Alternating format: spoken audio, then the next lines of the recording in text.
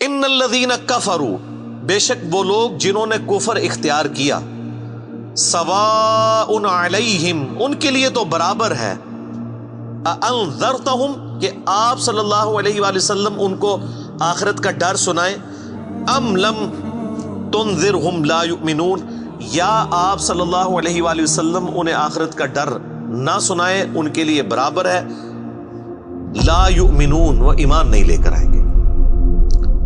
اچھا، اس کا یہ مطلب نہیں ہے کہ جو کافر ہے اس کو آپ نے تبلیغ نہیں کرنی ہے۔ تو یہ کتاب ہدایت پوری انسانیت کے لیے، ھدی للناس وبینات من الہدی والفرقان، اس میں امپلائڈ ہے ان الذین کفروا، بے شک وہ لوگ جنہوں نے کفر اختیار کیا ہے، جان بوجھ کے آنکھیں بند کی ہوئی ہیں، جس کو ڈاکٹر اسرار صاحب رحمہ اللہ تعالیٰ بڑی پیاری بات کرتے تھے کہ جو شخص سویا ہوا ہے اس کو تو آپ جگا سکتے ہیں، اور جو آنکھیں بند کر کے لیٹا ہوا ہے اس کو کوئی نہیں اٹھا سکتا، کیونکہ وہ پہلے ہی جاگ رہا ہے، جاگنا چاہتا نہیں ہے۔ تو ایسا شخص جس کے اوپر حق اور باطل واضح ہو چکا ہو، اس کے باوجود وہ جان بوجھ کے کفر کی روش اختیار کرے، اس کے لیے قرآن میں کوئی ہدایت نہیں ہے۔ یہ بڑا خطرناک معاملہ ہے۔ تو اس سے مراد وہ کافر ہے کہ جو حق جاننے کے باوجود جان بوجھ کے اپنی قبیلے کی حمایت کے اندر، اپنی نسلی تعصب کے اندر، یا جیلسی فیکٹر کی وجہ سے، جس طرح یہودی تھے، نبی صلی اللہ علیہ وآلہ وسلم کو ماننے سے انکار کر دیا، وہ سب کے سب اس کیٹیگری میں فال کرتے ہیں۔ ان کے لیے اب آپ ان کو تبلیغ کریں نہ کریں، ان کے لیے برابر ہے، وہ ایمان نہیں لے کر آئیں گے۔ ختم اللہ علی قلوبہم، اللہ نے ان کے دلوں پر مہر لگا دی ہے، سیل کر دیا، یعنی سیل ہو گئی، اب کوئی چیز اس کے اندر داخل نہیں ہو سکتی۔ وعلی سمعہم، اور ان کے کانوں پر بھی، وعلی ابصارہم، اور ان کی آنکھوں پر بھی، غشاوۃ، پردہ پڑ چکا ہے، ولہم عذاب عظیم، اور ان کے لیے بہت بڑا عذاب تیار کر رکھا ہے اللہ نے۔ وَلِعَوْذُ بِاللَّهِ تَعَالَى اللہم اجرنا من النار، اللہم اجرنا من النار، اللہم اجرنا من النار۔ اچھا، قرآن کا طالب علم جب اس طرح کی آیات پڑھتا ہے نا تو وہ پریشان ہو جاتا ہے کہ بھئی قرآن تو بہت سٹریٹ فارورڈ ہے، اور آپ دیکھ رہے ہیں کہ اللہ تعالیٰ کے مزاج میں وہ چیزیں نہیں ہیں جو آپ کو میٹھے میٹھے وائزین بتاتے ہیں۔ اس لیے میں کہتا ہوں کتابوں کا خدا اور ہے اور بابوں کا خدا اور۔ قرآن بہت سٹریٹ فارورڈ ہے، کیونکہ یہ کلام کرنے والا کون ہے؟ اللہ، بے پرواہ ہے، اور وہ اسی پیشن کے ساتھ بات کرے گا تو آپ بھی اللہ کو سیریس لیں گے نا۔ اور اگر آپ کو یہ کہانی کرائی جائے گی، خیر ہے، جیسے ایک نانی ماں ہوتی ہیں، ایک دادی ماں ہوتی ہے، تو اللہ تعالیٰ تو نانی اور دادی سے بھی بڑھ کے رحم کرنے والا ہے۔ یہ کہانی، یہ کس آیت میں، کس حدیث میں لکھی ہوئی ہے یہ بات؟ اور میں اس کو پھر اینٹی وینم الزامی جواب کے طور پہ، پھکی کے طور پہ کہتا ہوں کہ اگر یہ نانی دادی اور ماں کے ساتھ آپ اللہ کو تشبیہ دے رہے ہیں اس کی محبت کو، تو کیا یہ نانی دادی اور ماں والی محبت اللہ تعالیٰ کی ابو جہل اور فرعون کے ساتھ بھی ہے؟ تو سارے کہیں گے نہیں۔ تو جو کلمہ پڑھ کے اللہ کے نافرمان اور باغی ہے ان کے ساتھ بھی ہے؟ نہیں۔ جو اللہ کی طرف رجوع لے آئے ان کے لیے، پورے قرآن میں ایک آیت بھی ایسی نہیں ہے کہ جو اللہ کا باغی ہو، رجوع نہ لانے والا ہو، اللہ کہتا ہوں میں اس کو معاف کرنے والا ہوں۔ ہمیشہ یہ ہے کہ جو توبہ کر لے، اپنی اصلاح کر لے، رجوع لے آئے۔ یہ درجنوں آیات ہیں، وہ وقت کے ساتھ آئیں گی، ورنہ تو میں اسی آیت کے اوپر ہی پورا یہ لیکچر ختم کر دوں گا، پھر آپ کا وہ یہ مصحف تو پچھلا تو 9 سال میں ختم ہوا ہے، یہ 18 سال میں بھی ختم نہیں ہونا۔ لیکن جنرل میں بات ضرور کروں گا تاکہ آپ کو ایک کنسیپٹ کلیئر ہو کہ جو باتیں بتائی گئی ہیں بالکل نان سینس باتیں ہیں، اس طرح کا کوئی کنسیپٹ نہیں ہے اسلام کے اندر۔ ایک میرا یوٹیوب پہ کلپ بھی ہے، اللہ کی رحمت سے دھوکا، وہ آپ کلپ دیکھیں، میں نے اس میں کراس ریفرنس کے طور پہ کئی آیات پیش کی ہیں کہ یہ آپ کو بالکل کہانی کرائی گئی ہے۔ اللہ تعالیٰ اپنے معاملات میں بہت سخت ہے۔ اچھا، اس کی وجہ سے بعض لوگوں کے دماغ میں یہ بھی آ جاتا ہے کہ یار اللہ تعالیٰ دیکھو مور لگا دیتا ہے، نعوذ باللہ، اللہ تعالیٰ کی اپروچ بڑی کوئی فنیٹک والی ہے، نعوذ باللہ۔ ایسا نہیں ہے، یہ ان لوگوں کے لیے جو جان بوجھ کے حق سے اناد کرتے ہیں، تو پھر اللہ تعالیٰ کے غضب کا کوڑا ان پہ پڑتا ہے کہ یار ان کو بات سمجھ بھی آ گئی تھی، اس کے باوجود انہوں نے یہ کیا ہے، اب میں ان کو نہیں چھوڑوں گا، اب ان کے اندر ہدایت داخل بھی نہیں ہو سکے گی. یہ بہت، یعنی اس کو کہتے ہیں پوائنٹ آف نو ریٹرن. اب اس پہ اللہ تعالیٰ کو کوئی پوچھ نہیں سکتا، اس کو اللہ نے بین کیا ہے. لا يسأل عما يفعل وهم يسألون. اللہ کو کوئی نہیں پوچھ سکتا اس نے کوئی کام کیوں کیا. اللہ ہر ایک کو پوچھ سکتا ہے. یہ اللہ کو گلہ نہیں کیا جا سکتا. رب ہے، مالک ہے، اس نے اپنے لیے رول طے کیا کہ بھئی جب پوائنٹ آف نو ریٹرن پہ کوئی بندہ پہنچے گا، سچائی قبول کرنے کے باوجود وہ حق سے اناد کرے گا، اس کو نظر آ جائے گی سچائی ہے، پھر بھی وہ اناد کر دے گا، پھر میں موت لگا دوں گا. آؤ پھر وقت کا پیغمبر بھی اس کو ہدایت نہیں دے سکتا. انک لا تہدی من احببت ولکن اللہ یہدی من یشاء. اے نبی، جس سے تم محبت کرتے ہو تم بھی اسے ہدایت نہیں دے سکتے. اللہ جسے چاہتا ہے ہدایت دیتا ہے. ہدایت کس کو دیتا ہے؟ والذین جاہدوا فینا لنہدینہم سبلنا. جو لوگ ہماری راہ میں کوشش کریں گے ان کے لیے ہم اپنی راہیں کھولیں گے. اس کائنات کی سب سے ایلیٹ چیز ایمان ہے، جس کے اوپر ہمیشہ کی کامیابیوں اور ناکامیوں کا فیصلہ ہونے والا ہے. تو آپ کیا سمجھتے ہیں کہ آپ کو یہ راہ چلتے فٹ پاتھ پہ گری پڑی مل جائے گی؟ اس کے لیے کوئی ایفرٹ پٹ نہیں کرنی پڑے گی. اور دنیا میں جس چیز کی منفعت چند سالوں کے لیے ہو وہ بھی اتنی ایفرٹ پٹ کرنے کے بعد ملتی ہے، اور جس سے ہمیشہ کی کامیابیاں آپ کا مقدر ہونے والی ہیں، آپ سمجھتے ہیں کہ وہ آپ کو چنگے جی لگ جائے گی، مفت میں مل جائے گی؟ نہیں، ناٹ ایٹ آل.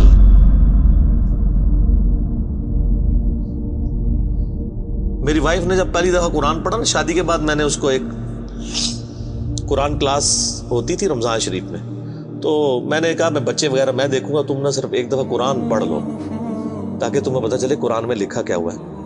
قرآن آپ اکیلے بیٹھ کے تو ظاہر ہے اس طرح نہیں ہے، ایک ماحول ہوتا ہے، ایک ڈیکورم ہے، کلاس ہے جس طرح یہاں لوگ بیٹھے. تو رمضان میں پورا قرآن اس نے مکمل کیا نا، تو میں نے اس سے پوچھا تم نے کیا یعنی اس سے حاصل کیا؟ اس نے کہا جی اللہ بہت سخت ہے، اور جس خدا کا تعارف ہمیں ہمارے ماں باپ اور یہ معاشرہ کرواتا ہے وہ خدا نہیں ہے جو قرآن میں ہے. اللہ تو اپنے معاملات میں بہت سخت ہے. یہ کتاب انذار ہے، تبشیر اور بشارت ان کے لیے جو بات مانتے ہیں. جو نہیں مانتے ہیں ان کے لیے عذاب کا کوڑا ہے یہ کتاب. کیونکہ اللہ ہے نا، یہ کائنات اس نے اس لیے بنائی ہے کہ آپ جانوروں کی طرح کھائیں پیئیں، اولاد پیدا کریں اور مر جائیں.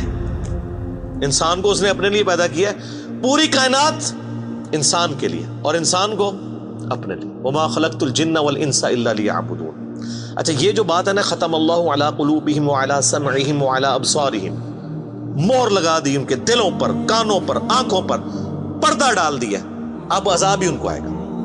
یہ آپ نے اگر بات سمجھنی ہے نا تو آپ پارہ نمبر 7 کے آخری صفحے پہ آ جائیں.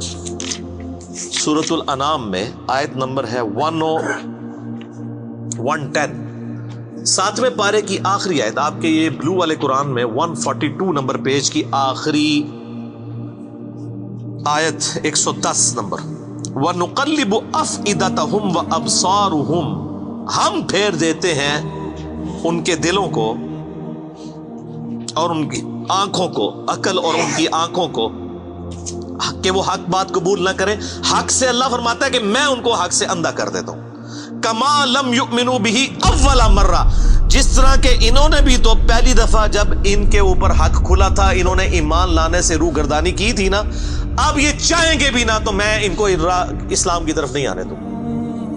وَنَذَرُهُمْ فِي طُغْيَانِهِمْ يَعْمَهُونَ، اور میں ان کو چھوڑ دوں گا اپنی سرکشی میں بھٹکتے پھریں. وَلَوْ أَنَّنَا نَزَّلْنَا إِلَيْهِمُ الْمَلَائِكَةَ، اور اب اگر فرشتے بھی ان کے سامنے نازل ہوں، وَكَلَّمَهُمُ الْمَوْتَى، اور مردے قبروں سے نکل کے ان کے ساتھ بات کرنا شروع کر دیں. وَحَشَرْنَا عَلَيْهِمْ كُلَّ شَيْءٍ قُبُولًا، اور ہر چیز جن کا ان سے وعدہ کیا تھا ان کی آنکھوں کے سامنے آ جائے، قیامت بھی، عذاب بھی، سب کچھ بھی. مَا كَانُوا لِيُؤْمِنُوا، پھر بھی ایمان نہیں لے کے. یہ ہے سر کتابوں کا خدا. یہ نانی اماں، دادی اماں اور ماما نہیں ہے، یہ اللہ ہے. کتنی سختی ہے کہ فرشتے بھی. اب مجھے بتائیں کسی سے مردہ نکل کے قبر سے کہے کہ میری تو پھینٹی لگ گئی ہے، آپ کو تو پوری زندگی نیند نہیں آنی ہے، لیکن اللہ فرما رہا ہے پھر بھی ایمان نہیں لے کے آئیں گے. کر لو جو کر، یہ اللہ کہہ رہا ہے. آمین. الا ان یشاء اللہ، ہاں اگر اللہ ہی چاہے زبردستی کسی کو اس طریقے سے ہدایت دے تو وہ الگ بات ہے. ولیکن اکثرہم یجہلون، لیکن اکثر لوگ جہالت کا شکار ہیں. وہ اپنی وشفل تھنکنگز کے اندر، امانیہم جنہیں کہا گیا ہے، وہ ان میں پھر رہے ہیں، پھرتے رہے۔ اللہ تعالیٰ اپنے معاملات میں بہت سخت ہے میرے بھائیوں، اللہ کو سیریس لینے کی ضرورت ہے۔ ظاہر ہے اس کائنات کی ایک ہی حقیقت ہے، وہ اللہ ہے، اگر اس کو کوئی سیریس نہیں لیتا تو اللہ تعالیٰ کے لیے کیا ہے؟ وہ تو اپنے نبی سے 3 دفعہ قرآن میں کہلوا رہا ہے، قل انی اخاف ان عصیت ربی عذاب یوم عظیم، اے نبی تم فرما دو کہ بالفرض اگر میں بھی اپنے رب کی نافرمانی کروں تو مجھے خود اس بات کا ڈر لگا ہے کہ بڑے دن کا عذاب مجھے بھی آ پکڑے گا۔ جی سورۃ الانعام، سورہ یونس، سورہ الزمر، 3 سورتوں میں یہ ایک آیت 3 دفعہ آئی ہے۔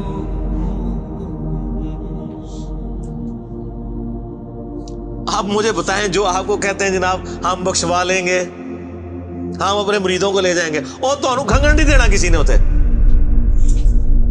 تو یہ اس لیے کہ نہ انہوں نے خود قرآن پڑھا ہوا ہے اور نہ آپ کو پڑھنے دیں گے، ورنہ آپ کا دماغ کھل جائے۔ او جی گاڈ از آل لونگ، یہ کرسچنز نے بھی ایک دھوکہ دیا ہے نا، گاڈ از آل لونگ، تو میں نے ان کو بھی پھکی دی تھی کہ اگر گاڈ از آل لونگ ہے اور وہ آل لونگ کا کانسیپٹ پھر صوفیاء کے ہاں ادھر مسلمانوں میں بھی داخل ہوا، وہ جی اللہ کو ہماری نمازیں چاہیے، اور سر اللہ نے کب کہا مجھے تمہاری نمازیں چاہیے؟ اللہ کہتا ہے تمہیں تمہارے لیے نمازیں چاہیے، اللہ کے لیے نہیں، اپنے لیے۔ گاڈ از آل لونگ، او آل لونگ اس کے لیے ہے جو اس کا بندہ بن جائے گا، باغی کے لیے نہیں۔ تو پھر میں نے ان کو دنیاوی طور پہ ایک الزامی جواب، اینٹی وینم پھکی دی ہے کہ بتاؤ تمہارے دشمن کی بھی بیوی ہو اگر کوئی اور اس کے چھوٹے چھوٹے 4 بچے ہوں، کیا تم اپنے دشمن کے لیے خواہش رکھو گے کہ اس کی بیوی چھوٹے چھوٹے 4 بچے چھوڑ کے مر جائے اور اس کے بچے سوتیلی ماں کے ہاتھوں پٹتے رہے، ان کے مینٹل ماڈلز تک بدل جائیں؟ سارے کہیں گے نہیں نہیں جی، کیوں نہیں؟ دل پسیجتا ہے۔ اچھا آپ کا دل پسیجتا ہے اور آپ نے ہمیں یہ کہانی کرائی ہے کہ اللہ تعالیٰ ماں سے اتنے گنا اور دادی سے اتنے گنا اور نانی سے اتنے گنا محبت کرتا ہے، تو وہ اللہ روزانہ ہزاروں ایسی عورتوں کو موت کیوں دیتا ہے جن کے 4 چھوٹے چھوٹے بچے ہوتے ہیں؟ اس پہ ساروں کی زبانیں گنگ ہو جاتی ہیں۔ اگر وہ آل لونگ ہے کیوں موت دیتا ہے؟ آپ تو اپنے دشمن کی بیوی کو بھی موت نہ دیں، وہ روزانہ ہزاروں ایسی ماؤں کو موت کیوں دیتا ہے جن کے چھوٹے چھوٹے بچے ہوتے ہیں؟ اس کا مطلب ہے آپ نے جو احساسات ڈیولپ کیے ہوئے ہیں کہ اللہ اپنے بندوں کے ساتھ یہ کرتا ہے، وہ نہیں ہے۔ اللہ اپنے احساسات کا اسیر نہیں ہے، اللہ کے وہ جذبات نہیں ہیں جو آپ کے ہوتے ہیں، وہ بے پرواہ ہے۔ ہاں جو اس کا ہو جائے نا اس کے لیے معاملہ الگ ہے۔ وہ صحیح بخاری میں حدیث ہے کہ جس نے میرے ولی کے ساتھ دشمنی کی میرا اعلان جنگ ہے اس کے خلاف، اور انسان میرا قرب نہیں حاصل کرتا مگر فرائض کے ذریعے اور نوافل پہ استقامت کے ذریعے اس لیول پہ پہنچ جاتا ہے کہ میں اس کے ہاتھ بن جاتا ہوں جس سے وہ پکڑتا ہے، میں اس کے کان بن جاتا ہوں جس سے وہ سنتا ہے، میں اس کی آنکھیں بن جاتا ہوں جس سے وہ دیکھتا ہے، میں اس کے پاؤں بن جاتا ہوں جس سے وہ چلتا ہے۔ اچھا ادھر ہی حدیث روک دیتے ہیں صوفیاء اور وہ کہتے ہیں نہیں وہ خود ہی خدا بن گیا، ایتھوں ہاتھ پائے گا انجو ہو جائے گا۔ وہ آگے پڑھو کیا لکھا ہوا ہے، وہ جب اپنے دشمن کے اگینسٹ مجھ سے پناہ طلب کرتا ہے میں اسے پناہ عطا کرتا ہوں۔ اگر وہ اللہ ہی سے پناہ طلب کر رہا ہے تو وہ پھر ہاتھ مارنے جو تو نا یہ ہاتھ بن جاتا ہوں، پاؤں بن جاتا ہوں، کان بن جاتا ہوں، اس سے مراد یہ کہ اس کا اوڑھنا بچھونا پھر میں ہی بن جاتا ہوں۔ قل ان صلاتی و نسکی و محیای و مماتی للہ رب العالمین، اے نبی تم فرما دو بے شک میری نماز، میری قربانی، میرا جینا، میرا مرنا سب اللہ کے لیے۔ اوڑھنا بچھونا اللہ بن جاتا ہے۔ اس حدیث کے آگے الفاظ ہیں، اللہ تعالیٰ فرماتا ہے مجھے کبھی کسی معاملے میں ہچکچاہٹ نہیں ہوتی سوائے ایک معاملے کے کہ جب مجھے اپنے کسی مومن بندے کو موت دینی پڑتی ہے۔ اللہ کہتا ہے میں بھی اس پہ ریلیکٹڈ ہوتا ہوں، کیوں؟ میرا بندہ موت کو ناپسند کرتا ہے۔ ظاہر ہے موت تو کسی کو بھی پسند نہیں ہے، انسان زندہ رہنا چاہتا ہے، اور یہ اللہ نے انسان کی کوالٹی رکھی ہے کہ اسے زندہ رہنے کی خواہش ہے۔ اسی لیے اولیاء اللہ بھی جب خطاب کر رہے ہو نا وہاں پہ اسپیکر پھٹ جائے تو وہ بھی یوں کر جاتے ہیں، لا خوف علیہم ولا هم یحزنون۔ کیوں کرتے ہیں؟ یہ نیچرل اللہ نے رکھا ہوا ہے۔ کسی اولیاء اللہ کو کہنا یہ سامنے یہ بٹ صاحب کے پاس جو بندوق بڑی خطرناک سی انہوں نے تانی ہوئی ہے، کسی اولیاء اللہ کو کہنا پڑھ لے کلمہ میں چلان لگاؤں، تو آپ دیکھ لیں اس کی کیا حالت ہوگی۔ یہ اللہ نے نیچرل رکھا ہوا ہے۔ موت تو اللہ فرماتا ہے کہ میں بھی ریلیکٹڈ ہوتا ہوں، وہ اپنی موت کو ناپسند کر رہا ہوتا ہے اور میں اسے موت دے کے اپنے پاس لانا چاہتا ہوں۔ پھر کیا ہوتا ہے؟ پھر تو وہ قرآن پاک میں سورہ حمیم سجدہ میں ہے نا کہ ایسے لوگوں میں پھر فرشتے نازل ہوتے ہیں، ان کو بشارت دیتے ہیں موت کے وقت. اور پھر سنن ابی داؤد میں، سنن نسائی میں بڑی ڈیٹیلڈ احادیث ہیں کہ جب ایمان والے کی موت کا وقت قریب آتا ہے تو باقاعدہ اس کو آمادہ کیا جاتا ہے کہ وہ خود کہ میں مرنا ہے. وہ جب سب کچھ دیکھتا ہے وہ کہتا ہے ٹھیک ہے جان دو. پہلے نہیں کہتا جان دو. بڑا مشکل کام ہے. پہلے کہنا کہ جان دو تو حضرت موسیٰ علیہ السلام تھپڑ کیوں مارتے ہیں اسرائیل کو؟ میرا وہ بھی کلپ چڑھا ہے نا بخاری مسلم میں حدیث ہے جو. تو یہ بہت سینسٹیو ایشو ہے. اللہ تعالیٰ کے بارے میں آپ اپنے دماغ کھول لیں. یہ آپ وہ کتاب کھول رہے ہیں جو بابوں کی لکھی ہوئی نہیں ہے کتاب. یہ اللہ کی نازل کردہ کتاب ہے. اس کو اسی طریقے سے سمجھنا ہے. شروع میں ہی آپ کا کانٹا نکل جائے گا تو آپ کو آگے قرآن سمجھنا آسان ہوگا. اللہ کے مزاج کو سمجھنا ہے آپ نے. اور یہ دماغ میں بات طے کر لینی ہے کہ بابوں کا خدا اور ہے اور کتابوں کا خدا اور. یہ آپ جو پڑھ رہے ہیں نا یہ وہ خدا ہے جس کا تعارف محمد رسول اللہ صلی اللہ علیہ وآلہ وسلم نے آپ کو کروایا. یہ وہ خدا ہے جس کا تعارف پیغمبروں نے کروایا اور پیغمبروں نے ان کتابوں کے ذریعے کروایا جو اللہ نے ان پہ نازل کی تھی. یہ مولانا روم کے مثنوی شریف والا خدا نہیں ہے، یہ قرآن شریف والا خدا ہے. وہ کہتے ہیں وہ مثنوی مولانا روم جو ہے وہ فارسی کا قرآن ہے. استغفر اللہ تو بولی ایڈیاں کہانیاں، ایڈے جھوٹ، اتنی انبیاء کی گستاخانہ واقعات اس کے اندر ہیں اور اس کو کہتے ہیں فارسی کا قرآن ہے. سر فارسی کا قرآن وہی ہوگا جو قرآن کا ترجمہ فارسی میں شاہ ولی اللہ دہلوی نے کیا ہوا ہے. باقی وہ کہانیاں لکھتا رہے وہ قرآن نہیں بنتا. تو یہ ساری میں نے گفتگو شروع میں ہی کانٹا نکال دیا.